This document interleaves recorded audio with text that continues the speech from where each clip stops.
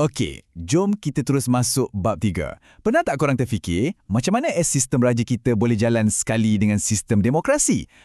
Dalam sesi ulang kaji pantas ni, kita akan bedah siasat. Bab 3, Raja Berperlembagaan dan Demokrasi Berparlimen. Kita akan fokus terus pada poin-poin penting yang selalu keluar exam. Ini dia roadmap kita untuk bab ni. Mula-mula kita tengok latar belakang, lepas tu kita terjah institusi Majlis Raja-Raja, kita fahamkan kuasa YDPA, macam mana demokrasi kita berjalan, dan last kali, apa yang special sangat pasal sistem kita ni. Senang kan? Jom mula. Okey, subtopik pertama. Nak faham apa yang jadi hari ni, kita kena jadi macam time traveller sikit. Kita undur balik ke belakang. Perjalanan institusi raja kita ni, memang panjang dan berliku. Bermula dari zaman Kesultanan Melayu Melaka lagi. Nampak tak flow dia? Dari kuasa mutlak masa zaman Melaka, tiba-tiba kena kongsi kuasa dengan British. Lepas tu, masa Millennium, kuasa raja-raja kita hampir hilang. Nasib baik dapat balik masa Persekutuan Tanah Melayu 1948. Garis masa ni, inilah yang korang kena hadam betul-betul sebab soalan exam suka sangat tanya pasal perubahan kuasa ni. Okey, kita masuk bab kedua. Raja-raja kita ni, diorang tak buat keputusan sorang-sorang tau. Ada satu platform khas untuk mereka berbincang dan capai kata sepakat. Apa dia? Institusi Majlis Raja-Raja. Jadi, dari mana datangnya Majlis Raja-Raja ni? Sebenarnya, nama asal dia ialah Durbar. Dan, check this out, dulu yang jadi pengerusi bukan Raja Melayu, tapi Pesuruhjaya Tinggi British. Nampak tak betapa kuatnya pengaruh British masa tu? Cuba tengok perbezaan sebelum dan selepas merdeka ni. Memang langit dengan bumi.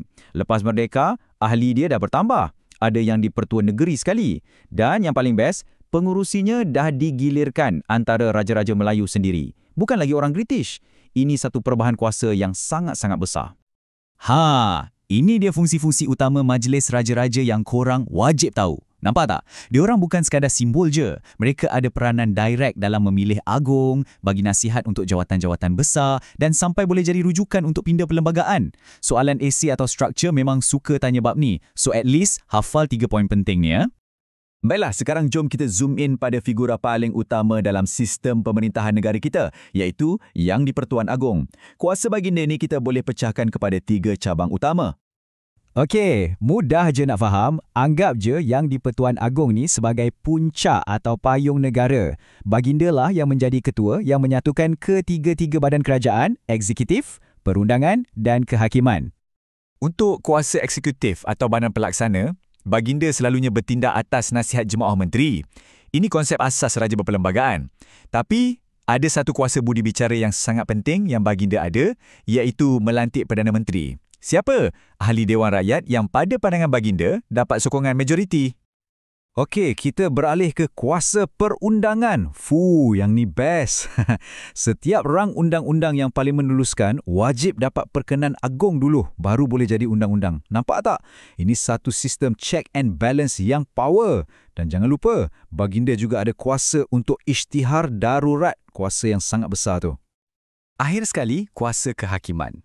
Baginda yang melantik hakim-hakim mahkamah atasan. Dan satu lagi, baginda ada kuasa untuk bagi pengampunan. Tapi kena ingat, kuasa ni bukan mutlak tau. Baginda akan bertindak atas nasihat lembaga pengampunan. Ini sekali lagi membuktikan sistem kita ni ada semak dan imbang. Tak ada siapa yang ada kuasa penuh. Okey, kita dah cover pasal raja. Sekarang, jom kita tengok pula dari sudut rakyat dan macam mana kuasa dalam negara kita ni diasingkan supaya tak ada satu pihak je yang conquer semua. Sebelum tu, kita kena faham konsep kebebasan asasi. Ya, kita sebagai warga negara ada hak-hak tertentu yang dijamin perlembagaan. Tapi, kebebasan kita ni bukan mutlak. Bukan lesen untuk kita buat apa saja kita suka. Kebebasan ni ada haknya dan tertakluk pada undang-undang demi menjaga keamanan negara. Ingat tu. Jadual ni memang ringkasan paling padu untuk faham pengasingan kuasa. Senang je nak ingat. Perundangan ni tim pembuat undang-undang. Eksekutif pula tim yang laksanakan undang-undang. Dan kehakiman diorang ni lah pengadil atau referee. Masing-masing ada kerja sendiri dan saling cek satu sama lain. Simple kan? Dan sampailah kita ke bahagian terakhir. Apa yang buat sistem kita ni unik sangat berbanding negara lain?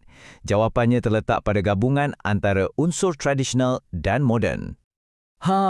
Inilah dia resepi special Malaysia. Kita kekalkan unsur tradisional, iaitu institusi raja sebagai warisan kita. Pada masa yang sama, kita amalkan unsur moden, iaitu demokrasi berparlimen macam model Westminster. Macam gabungan dua dunia berbeza, tapi boleh berfungsi dengan harmoni. Itulah Malaysia. Semua ni diikat dengan mekanisme semak dan imbang atau checks and balances. Raja main peranan sebagai pengimbang yang neutral, tak berpihak.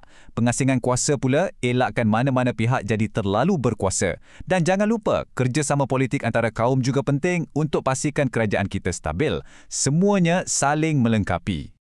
Sebagai penutup, saya tinggalkan satu soalan kebat untuk korang fikirkan. Ini bukan soalan exam je tau, tapi soalan untuk kita semua sebagai rakyat Malaysia.